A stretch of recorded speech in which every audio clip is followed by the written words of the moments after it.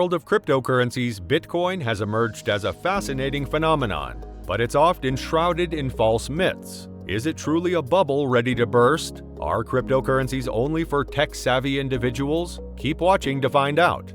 In this video, we'll debunk false myths surrounding Bitcoin. Join us as we separate fact from fiction and uncover the truth about this popular cryptocurrency. But before we do that, take a sec to subscribe to this channel and hit the notification bell so that you can be updated whenever we have a new video out. Also, like this video and leave a comment down below. Let's get back to the video. 1. Cryptos, not real money. When we talk about real money, we usually talk about a currency we can use to buy things and participate in everyday transactions. But some people doubt whether digital assets like cryptocurrencies can actually be used for practical purposes. They think that cryptocurrencies are mainly for speculative trading and have no other usefulness. But here's the thing. Cryptocurrencies are proving these assumptions wrong by playing a role in real-world transactions all around the world. It all started back in 2010 when someone famously bought 2 pizzas with Bitcoin. When I say Bitcoin, you say what? Pizza? Since then, people from different corners of the globe have been using cryptocurrencies to get essential products and services, especially in places where regular money isn't readily available. And now, things have gotten even better. Crypto and traditional payment systems have started working together more closely. This means there are now services that let you spend your cryptocurrencies even at stores that prefer to receive regular money. One great example of this is the Binance Card. It's a game changer because it allows you to use your cryptocurrencies to buy things in places where regular payment systems are widely accepted. Imagine being able to pay with your crypto at your favorite store or restaurant without any hassle. Now let's move on to a popular one, probably the most passed around myth, which is Bitcoin is a fast means to get rich. Sorry, I might have to disappoint you here because that's not entirely true. 2. Bitcoin is a quick road to wealth.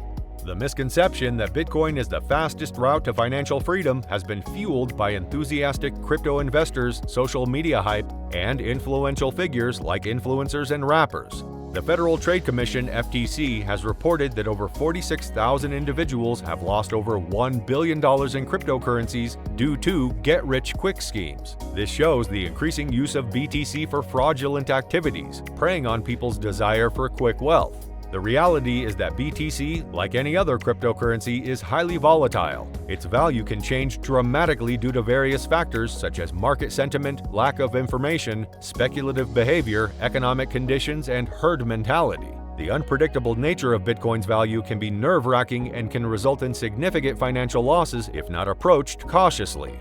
Investors need to be prepared for sudden and substantial price fluctuations, as well as the possibility of losing their investment quickly.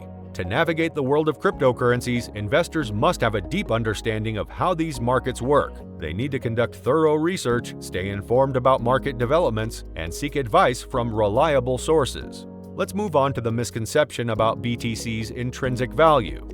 3. Bitcoin has no intrinsic value.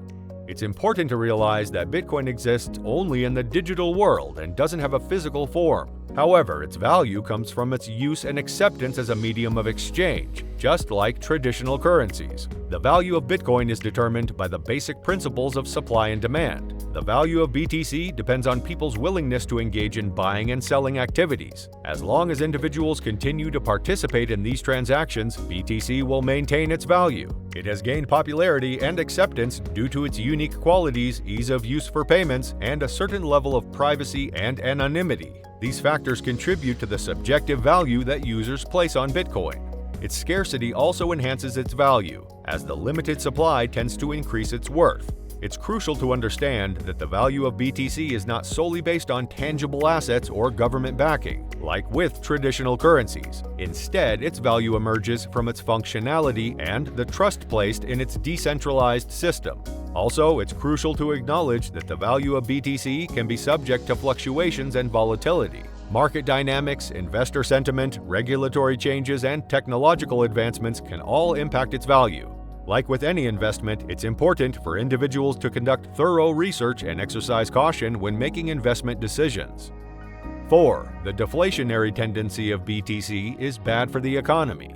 You know, there is a common myth that is deeply ingrained in our traditional understanding of the economy, the idea that inflation is unavoidable. We've become so accustomed to living in an inflationary world that it's hard to imagine any other way.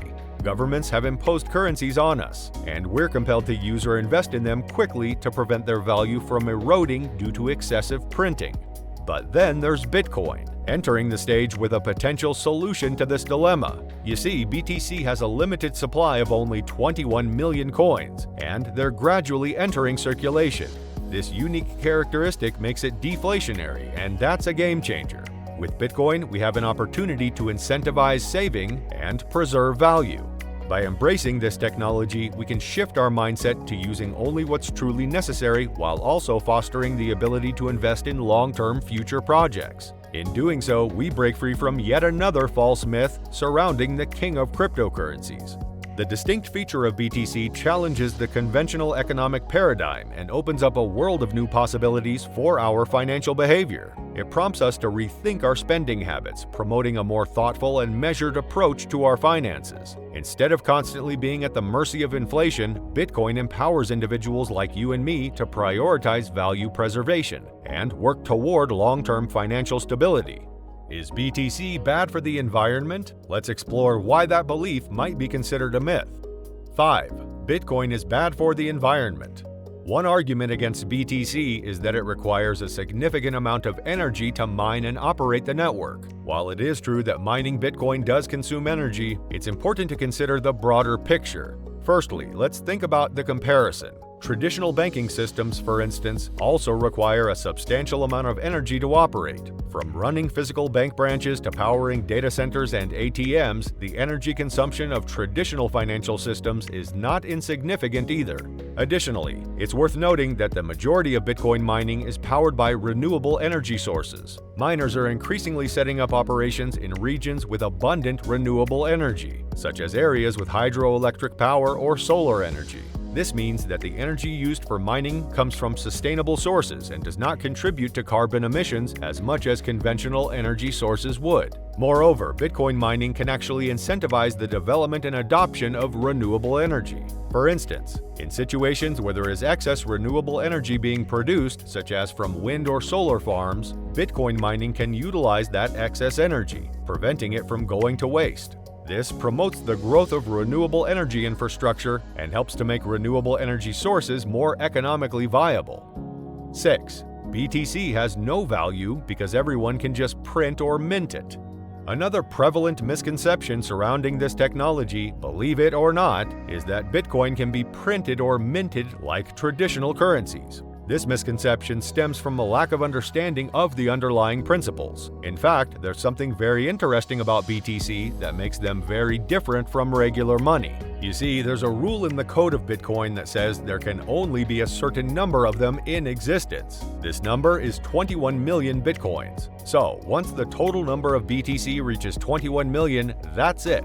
No more new coins will ever be created. This rule is there to make sure that Bitcoins stay valuable and don't lose their worth by having too many of them.